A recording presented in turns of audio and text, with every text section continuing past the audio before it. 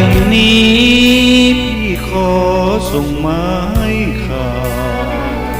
บอกถึงเรื่องราวเมื่อข้าวที่พากจากไป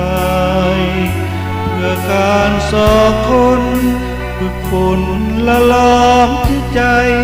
สร้างแนวคิดให้เป็นคนใหม่ตั้งใจเข้าการศึกษาเสียงสำเนียงส่งมาถึงบ้านบ้านยังสุขสันต์ห้าวหาญเหมือนดังก่อนมาถึงอยู่ห่างไกล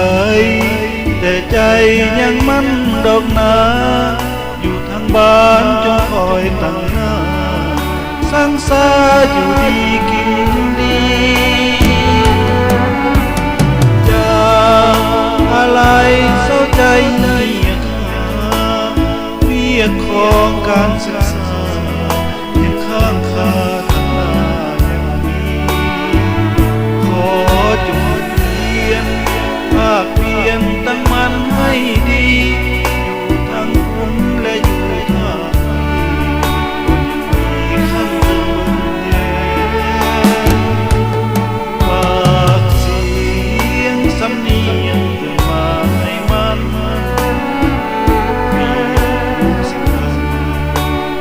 กันก็ห้า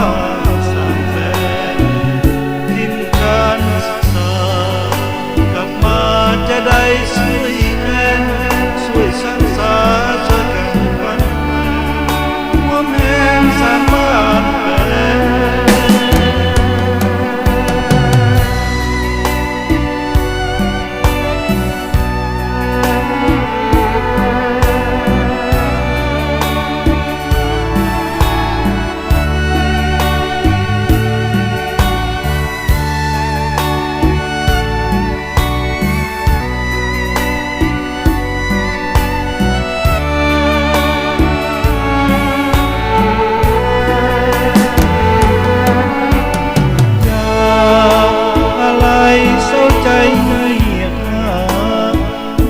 ของการศึกษา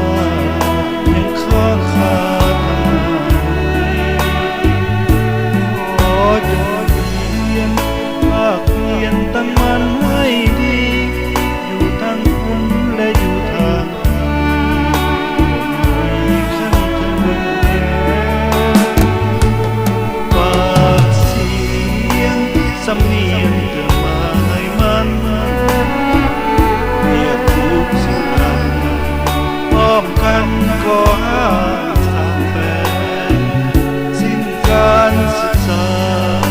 กลับมาจะได้ช่วยแทนช่วยสร้างสรรค์ช่วยกันบ้านว่าแม่